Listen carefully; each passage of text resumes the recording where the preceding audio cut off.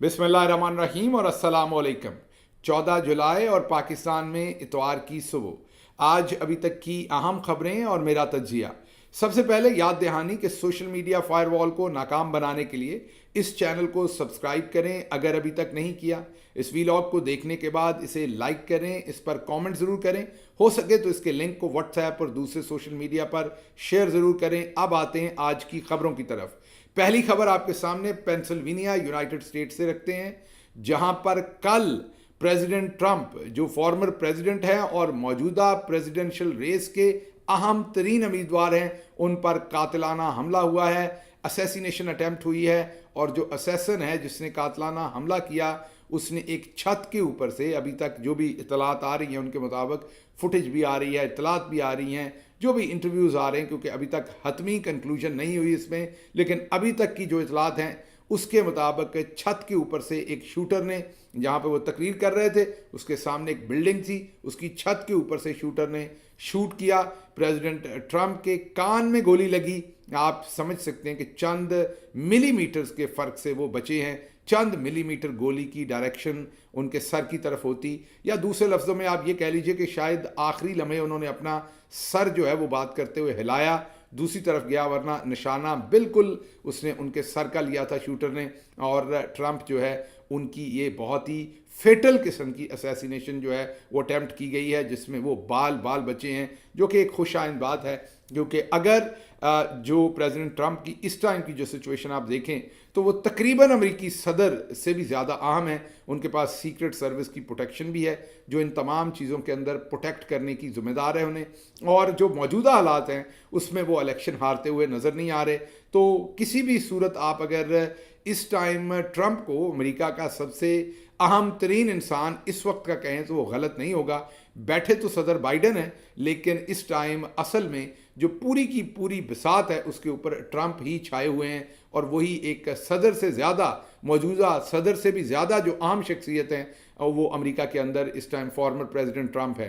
ये हमला उनके ऊपर अमेरिका की जो स्टेट है, रियासत है पेंसिल्वेनिया, जो लोग अमेरिका से बाहर हैं उनके लिए मैं बता रहा हूँ, जो पेंसिल्वेनिया स्टेट है उसका जो एक बड़ा शहर पिट्सबर्ग, उससे तकरीबन ये 33 माइल बाहर ये बटलर है। बटलर पेंसिल्वेनिया जो टाउन है, जिसका नाम है, छोटा सा टाउन है, और उसके अंदर ट्रंप की ये रैली थी, गैदरिंग थी, जिसके अंदर चंद हज़ार लोग इकट्ठे हुए। जैसे ही उन्होंने अपनी तकरीर अभी शुरू की ट्रंप ने आके, तो सामने एक छत के ऊपर से एक शख्स जो है उसने क्रॉलिंग की, रेंगते हुए उसने अपनी पोजीशन ली। टोटल जो एनी शाहिद हैं, विटनेस हैं, वो ये कहते हैं कि मैक्सिमम 3 से 4 मिनट वो उस छत के ऊपर रहा। जैसे ही ट्रंप ने आके बोलना शुरू किया तो मेरा ख्याल उस वक्त वो, जो लग रहा है बातचीत से, कि उस वक्त वो छत के ऊपर नमूदार हुआ और क्रॉलिंग करते हुए उसने ऐसी पोजीशन ली जहां से उसने एक लॉन्ग रेंज वेपन से जो है वो ट्रंप का निशाना लिया। न्यूज़ चैनल्स ये भी कह रहे हैं कि उन पर जो हमला हुआ है वो जो सीक्रेट सर्विस का रेडियस है उससे बाहर हुआ है, मतलब कि लॉन्ग रेंज वेपन इसमें इस्तेमाल किया गया है। और आप देख लीजिए कि कितनी प्रिसीजन थी कि उनके कान पर गोली लगी, और छूती हुई नहीं गुजरी बल्कि कान के ऊपर बाकायदा गोली लगी, खून निकला उनका। ट्रंप को क्योंकि ट्रेनिंग थी, यहाँ पर मैं आपसे कुछ और चीज़ें भी शेयर करूँगा जो आप हैरान होंगे हमारे यहाँ क्या किया जाता है। एक तो आप देखेंगे कि अमेरिका में जब भी, या पूरी दुनिया में जब भी जो वीवीआईपी पर्सनैलिटी खिताब करती है तो वो अकेली होती है। इससे कई दफ़ा ये भी शायबा आता है कि वो शख्स अकेला है, टारगेट करने में बहुत आसानी होगी। लेकिन इसकी एक दूसरी साइड है। जब मैं इमरान खान साहब के साथ चीफ ऑफ स्टाफ था तो उस वक्त मुझे सिक्योरिटी के लोगों ने ये बात बताई कि जितना हजूम आपके उसके ऊपर, स्टेज के ऊपर होता है, अगर कोई खुदा न खास्ता इमरान खान साहब को असैसिनेट करने के लिए, कत्ल करने के लिए उनको गोली चलाएगा तो इर्द गिर्द के लोगों में भगदड़ मचेगी। और जो वहाँ पर ट्रेंड आपकी सिक्योरिटी के लोग हैं, जिन जैसे अमेरिका में आपने आज देखा कि जो सीक्रेट सर्विस के लोग थे उन्होंने उसी वक्त जैसे ही वो गोली चली, जाहिर है ट्रंप को ट्रेनिंग दी हुई थी, उसको बताया हुआ था, हर वीआईपी को ये बताया जाता है कि उसने शेल्टर लेना है, नीचे बैठना है, क्योंकि गोली तो आप देखिए, पहली गोली उसके पीछे साथ ही दूसरी गोली भी आनी थी। ट्रंप नीचे बैठ गए, वरना उनको गोली लग जाती दूसरी तीसरी, क्योंकि मल्टीपल शॉट्स फायर हुए जाहिर है। और जितनी देर में उसको वापस मारा गया शूटर को, उतनी देर में वो ट्रंप को मार सकता था। अब की सिचुएशन ये है कि जैसे ही ट्रंप पे पहली गोली लगी वो नीचे बैठ गए, और आपने देखा कि सीक्रेट सर्विस के लोग एकदम जिन्हों की तरह हर तरफ से लपके और उन्होंने अपनी बॉडी से ट्रंप को शेल्टर किया, क्योंकि उन तमाम ने बुलेट प्रूफ जैकेट्स पहनी होती हैं, लेकिन बहरहाल बुलेट प्रूफ जैकेट सर पे तो नहीं होती, तो अपनी बॉडी से कवर करते हैं। कहने का मतलब ये कि वो कोशिश करते हैं कि जो उनका बुलेट प्रूफ का एरिया उससे वीवीआईपी के सेंसिटिव पार्ट्स को कवर कर लिया जाए, ताकि अगर कोई गोली मारे भी तो उनकी ज़िंदगी को जो है वो बचाया जा सके। लेकिन पाकिस्तान में जो मैं आपसे अपनी याददाश्त शेयर कर रहा था, और इसकी वजह से पीटीआई में मेरे बहुत सारे दुश्मन भी बने होंगे उस ज़माने में, क्योंकि ख़तरात बहुत थे। उसके बाद आपने देखा कि इमरान खान के ऊपर कातलाना हमला भी हुआ, इस पर मैं बाद में आता हूँ। लेकिन मुझे जब हम स्पेशली इलेक्शन याद कीजिए, जो पंजाब में हमने इलेक्शन जीता था, ज़िमनी इलेक्शन जब लौटे हुए थे लोग और हम जीते थे, और फिर चौधरी परवेज़ इलाही साहब वज़ीर आला बने थे। मैंने एक दफ़ा हुकूमत पंजाब की हमारे हाथ से चली गई थी, फिर वापस ली थी हमने वो इलेक्शन जीत के।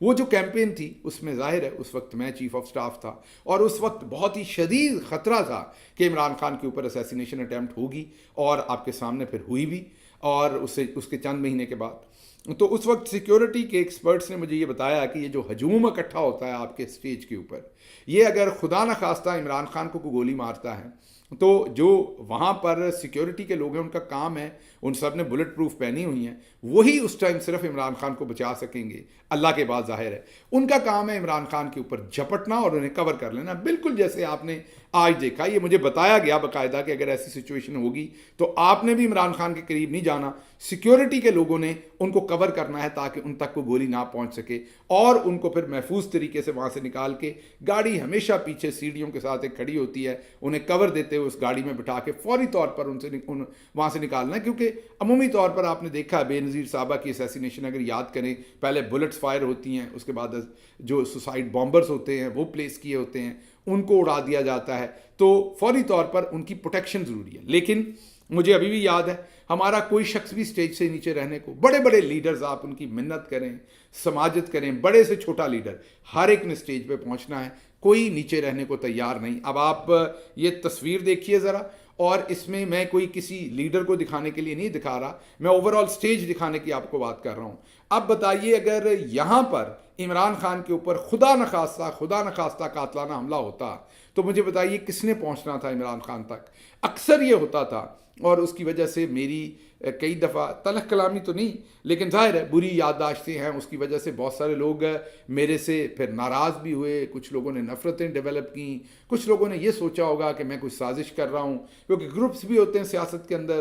कुछ किसी को मैंने मना किया होगा तो उसने सोचा होगा कि ये फ़लाँ के कहने पर मुझे मना कर रहा है, शहबाज फ़लाँ का दोस्त है इसलिए फ़लाँ ने कहा कि मुझे इधर ना खड़ा होने दिया जाए इसलिए ये किया जा रहा है। तो होता ये था कि जो इमरान खान के सिक्योरिटी के लोग हैं जिनकी ये जिम्मेदारी थी ऐसा रिएक्शन करना, उनके दरमियान में एक नहीं, दो नहीं, 10 नहीं, 20 लोग थे।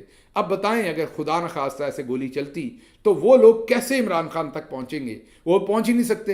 रास्ते में जो लोग होंगे वो कोई नीचे गिर जाएगा, ऊपर गिर जाएगा, जो भी करेगा। लेकिन अगर वो पिस्तौल है तो ठीक है, ऊपर गिर गया तो शायद बचत हो जाएगी, लेकिन अगर उसके पास वो राइफल है जो आज ट्रंप के लिए इस्तेमाल हुई, तो अगर आप बगैर बुलेट प्रूफ वाली बॉडी ऊपर भी गिरा लेंगे तो उसमें से गुजर के गोली लग जाएगी। तो ये एक बहुत ही मेरी जॉब का वन ऑफ द मोस्ट आप कहें कि डिसअपॉइंटिंग, फ्रस्ट्रेटेड, पेनफुल पार्ट जो होता था, वो अपने बड़े बड़े लीडर्स से लेके मैंने आपको कहा छोटे, सब नाराज़ होते थे। और इतनी मुश्किल पोजीशन है, दो तरीके हैं, या तो आप कंप्लेसेंट हो जाए ना, आप सबसे ताल्लुकात बनाएं, आप सबको इमरान खान की सिक्योरिटी भी कंप्रोमाइज़ करने दें, जो उनका दिल करता है वो करने दें, तो आप हर दिल अजीज़ होंगे, आपको सब पसंद करेंगे, पार्टी के अंदर आपकी वाह होगी। लेकिन अगर आप स्ट्रिक्टली फिर इन्फोर्स करना चाहें वो, तो जाहिर है इमरान खान के इर्द गिर्द जो है वो आम बेचारे वर्कर ने तो ऊपर नहीं पहुंचना, सब बड़े बड़े लीडर्स होंगे। आप जब उनको रोकेंगे तो फिर आपकी दुश्मनी बन जाएगी, फिर आप शजरे ममनुआ वाली बात करेंगे और लोग समझेंगे कि ये आपकी कोई और मोटिवेशन है। तो मैं रिलेट कर सकता हूँ इस सारी बात से कि ये मैं इसलिए अपने वीलॉग के थ्रू, जो भी लोग हैं इस टाइम पाकिस्तान में, जितने भी लोग हैं, सियासी पार्टियां हैं, जो भी हमारे वीआईपीज़ हैं, उन सब के लिए मैं ये कहूँगा कि होश के नाखुन लें, और उनके इर्द गिर्द के लोगों के लिए भी कहूँगा, और अपनी पार्टी को भी कहूँगा इंशाल्लाह आइंदा इमरान खान साहब ने फिर पावर में आना है कि आज बार बार रीप्ले करके देखिए कि प्रेसिडेंट ट्रंप को कैसे बचाया गया है। अगर आप इमरान खान जहाँ खड़े होते हो तो आप नीचे होने की भी जगह नहीं छोड़ते, तो आप बताइए कि अगर आप लोगों का, ये आप लोग होते यहाँ ट्रंप के साथ, तो क्या प्रेसिडेंट ट्रंप जो हैं वो उस तरीके से उनकी सीक्रेट सर्विस उन तक पहुंच सकती? तो एक तो ये साइड की बात थी, लेकिन आप वापस आते हैं इस बात पे। दो तीन इसकी रेमिफिकेशंस है। एक तो अल्लाह का बड़ा शुक्र हुआ कि ट्रंप बच गए।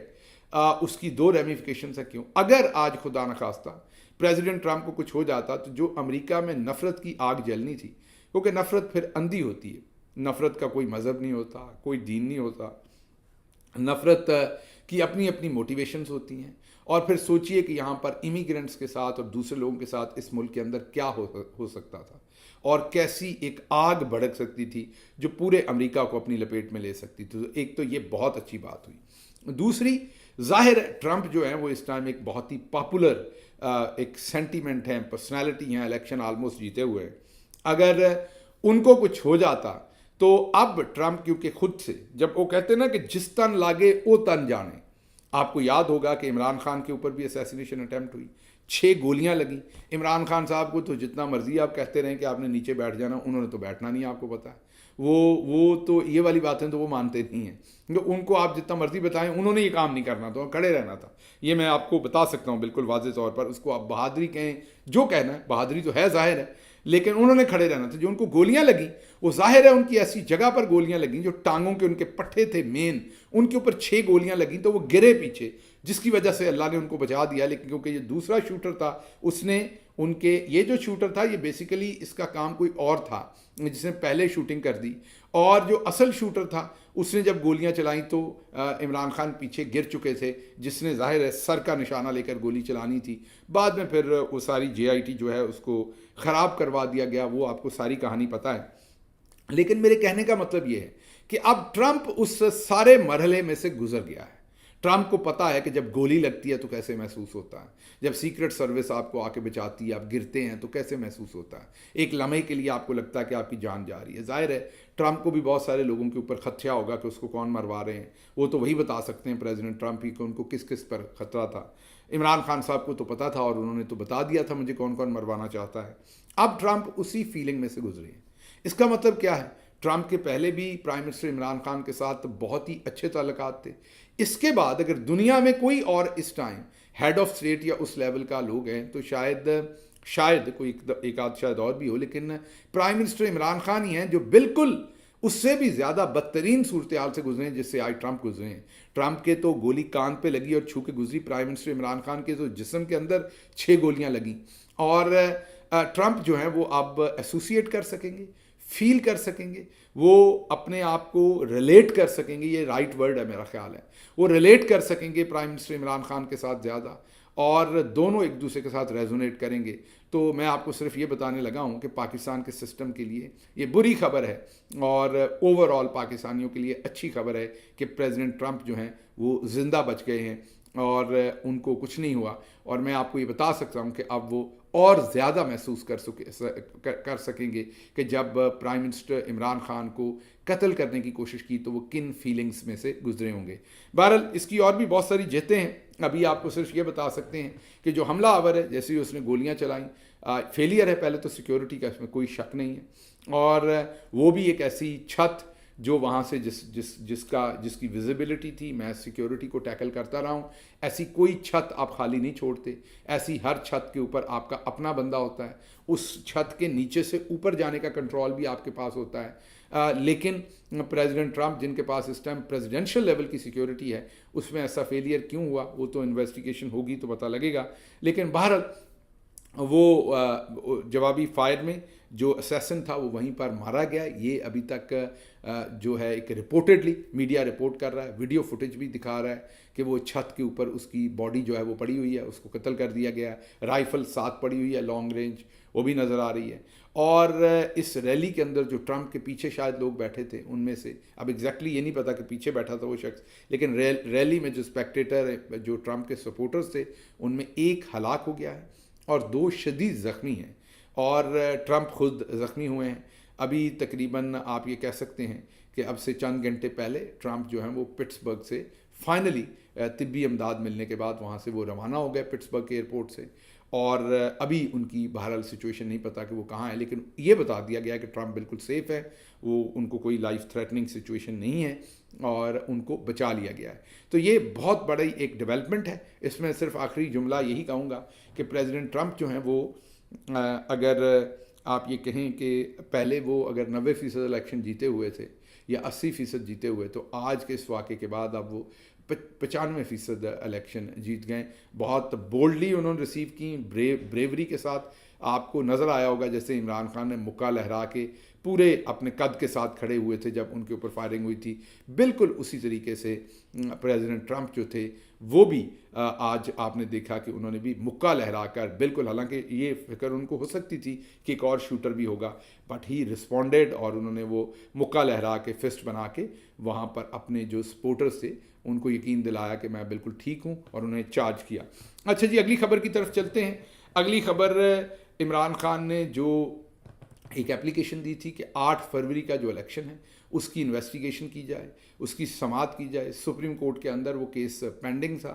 ज़राए अब बता रहे हैं कि जो 3 जजेस की कमेटी है, जस्टिस काजी फाइज ईसा, जस्टिस मुनीब और जस्टिस जो आपको पता आने वाले जो हमारे चीफ जस्टिस हैं शाह साहब, वो तीनों जो है उन्होंने बैठ के, मंसूर अली शाह, उन तीनों ने बैठ कर इसका फैसला किया है कि अब इस केस को लार्जर बेंच के सामने लगाया जाएगा और इसको अब सुना जाएगा। इमरान खान ने हाल ही में ये रिक्वेस्ट भी की थी और इसकी दरख्वास्त भी दी थी पीटीआई ने फॉर्मली। ये बहुत देर से काजी साहब केस दबा के बैठे थे।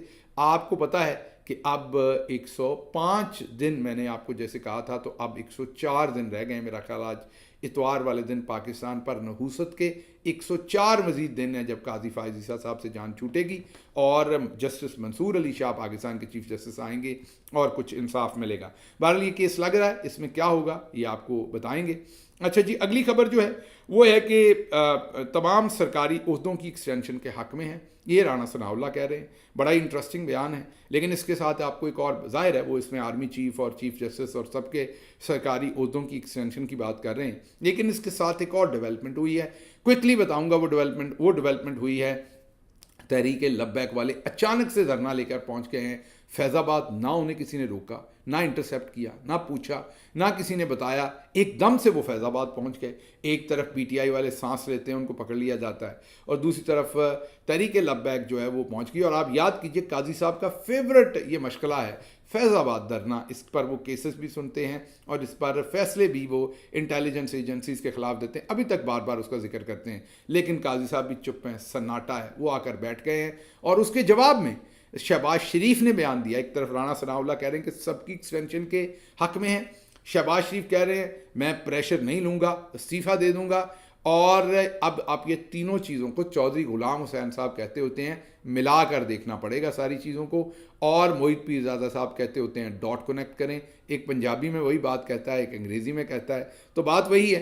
अब आप इन सारी चीज़ों को मिलाकर देखें तो आपको नज़र आएगा कि तहरीक लब्बैक तो आपको पता ही है, उनके जो सपोर्टर्स वोटर्स हैं उनके लिए बहुत मोहब्बत रखते हैं, हमारा एहतराम है आपके लिए, वोटर सपोर्टर्स के लिए, नो ऑफेंस। लेकिन आपको ये बताएं कि वो तभी निकलते हैं जब इस्टेब्लिशमेंट चाहती है कि वो निकलें, और एक दफ़ा फिर इस्टेब्लिशमेंट ने उन्हें लॉन्च कर दिया।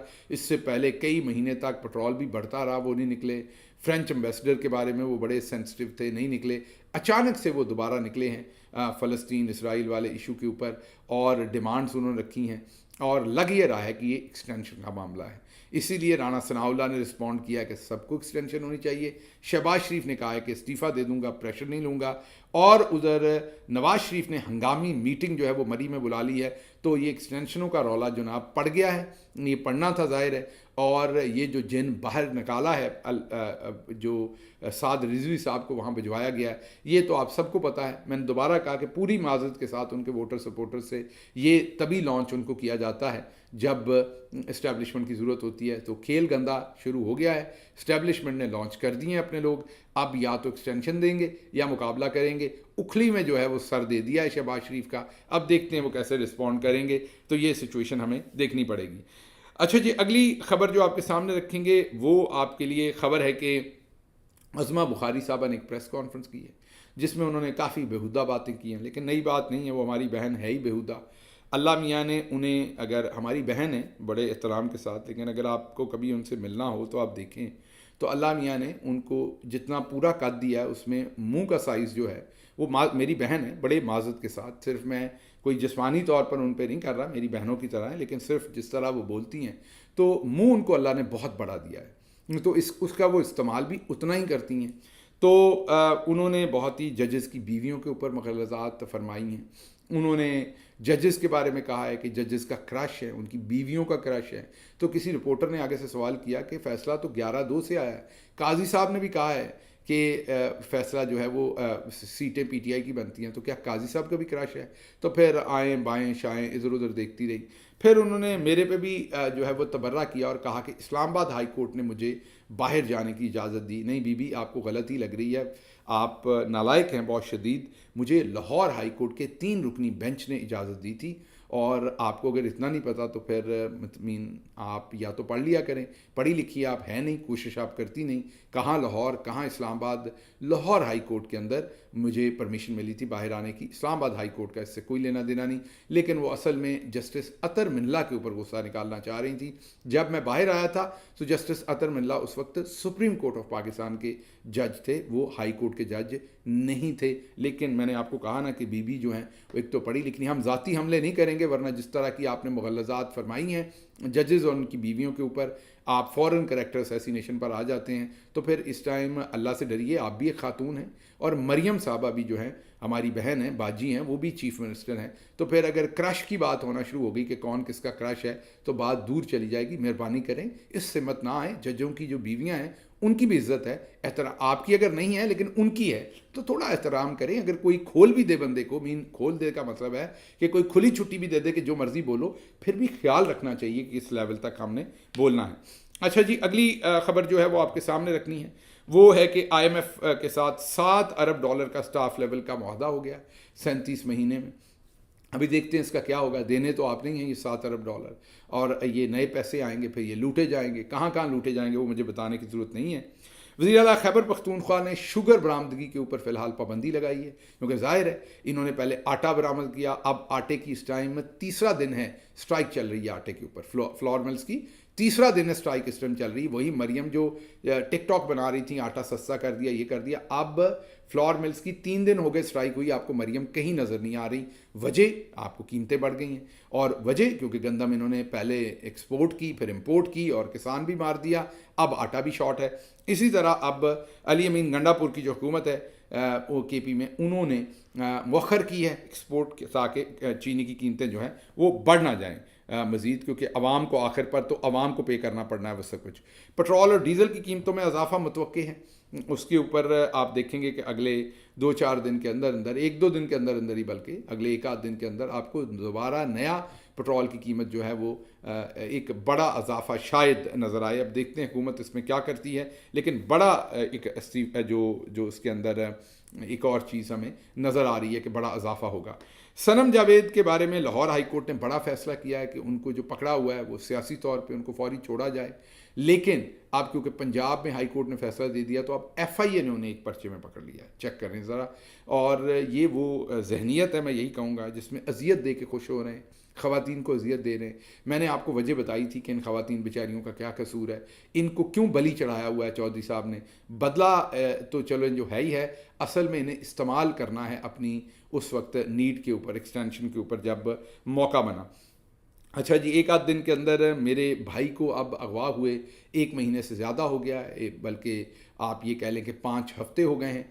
तो अब 1 आध दिन के अंदर अंदर लाहौर हाई कोर्ट के अंदर दोबारा जो है वो समाअत है। देखते हैं वहाँ पर जज साहब क्या करते हैं। जो भी अपडेट हुई वो भी आपके सामने रखूँगा, और इसके साथ साथ आपको ये भी बताना है कि जो राणा सनाउल्लाह का बयान है और जो सारी चीज़ें हैं, उससे मुझे तो यही समझ आ रही है कि एक्सटेंशन का पूरा एक माहौल बनाया जा रहा है, और देखते हैं आगे क्या किया जाएगा उस एक्सटेंशन के पूरे माहौल में। क्योंकि दूसरी तरफ मुन्ना सलाई की जायदादें जब्त करने का हुक्म भी हमारे सामने नज़र आ रहा है। और आप ये भी याद कीजिए कि उस तरफ चौधरी बरादरान पर मज़ीद प्रेशर डालने की कोशिश की जा रही है, लेकिन उस कोशिश से होना कुछ नहीं, वो इमरान खान से पीछे होने वाले नहीं हैं। और तीसरी तरफ सदर जरदारी कह रहे हैं मैंने हुकूमत बनानी है। जो उनके MNA हैं कादर मंदोखेल, वो कह रहे हैं नवाज शरीफ के कहने पर शहबाज शरीफ अब असम्बली तोड़ दे। तो देखिए, एक तरफ राणा सनाउल्लाह का बयान, जो तहरीक लब्बैक का धरना, उधर से जरदारी साहब का बयान, शहबाज शरीफ का बयान,